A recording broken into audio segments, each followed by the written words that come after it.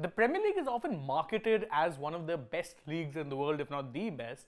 But if you go over the decade and a half that has preceded the current one, title races that do not feature two teams or sometimes even rather one-sided ones are rather common. You will more often than not see one team who's clearly better than the rest, and therefore, whilst of course the battle for the top 4, top 6 has become more exciting than it was maybe a decade back, title races in general haven't always been that frequent, which is perhaps why the 2023-24 season is being appreciated as much as it is, because you have not one, not two, but three teams who could conceivably end the season as champions.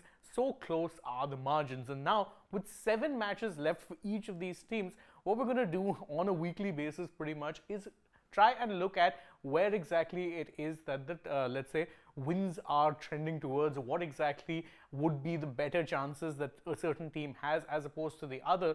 And again, some of these teams do have some tough fixtures still left, so it is very much even Stevens as things stand. Let's first take a look at how the points table is after match week 31 and then figure out how it is that these teams are going to be going about with their business in the remaining game weeks. Now, first off, if we take a look at the table, as I said, Arsenal are on top, Liverpool are second, Man City are third, but the gap is negligible. Arsenal are currently on top with 71 points, but with a goal difference which is very superior, 51 over 42 is what has them on top. Otherwise, Liverpool have the same number of points, and Man City, who have been by their own standards having an underwhelming season, are only a point behind and could potentially jump if both of them end up dropping points. Yes, goal difference wise, they're slightly behind, but again, it says a lot that an underwhelming Man City are just a point off the top. So it's very, very close.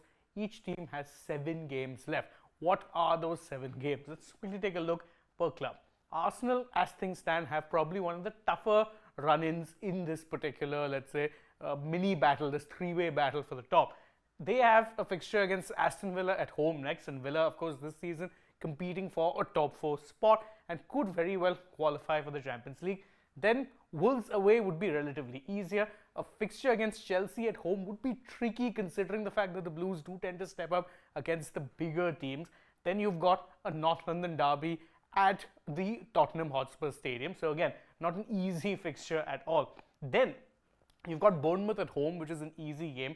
Man United away, which can always be tricky. And then you're ending the season against Everton at home. And now Everton might seem like a bit of a gimme fixture, but Everton have come back to dent Arsenal's title runs in the past, especially last year.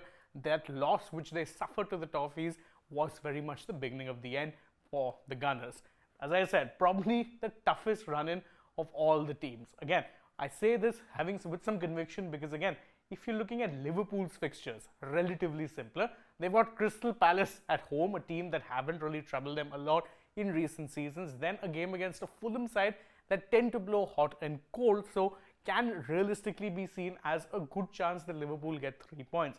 Then Everton away. Everton, unfortunately, whilst it may be a Merseyside derby, are not a club that in recent times have troubled Liverpool at all. Quite the contrary, in fact. So that is on paper a relatively easier fixture.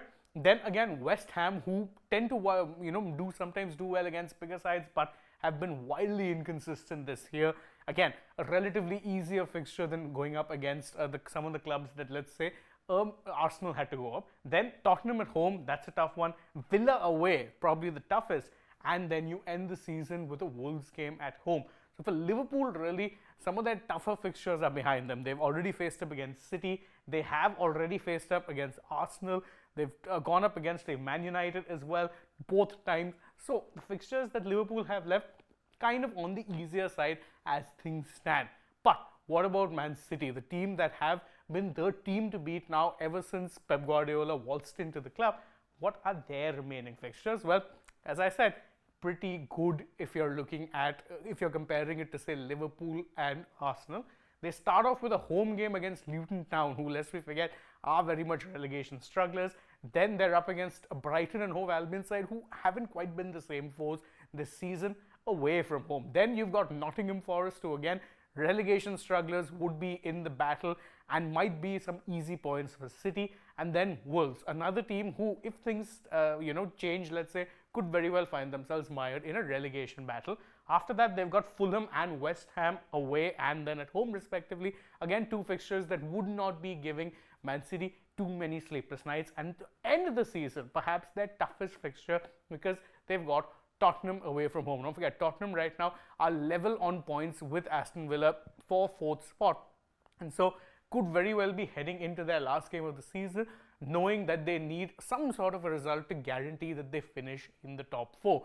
So as things stand, it's safe to say that City have the easier run in, and given the fact that City do have a propensity to peak later in the season, it does seem like the title is tilting towards them once again. However, there's no denying the fact that even Arsenal, who have a very tough run in as compared to, say, Liverpool and City, would have learned from the mistakes that they made in the 2022-23 season and maybe perhaps worked on that to ensure they don't stumble the same way.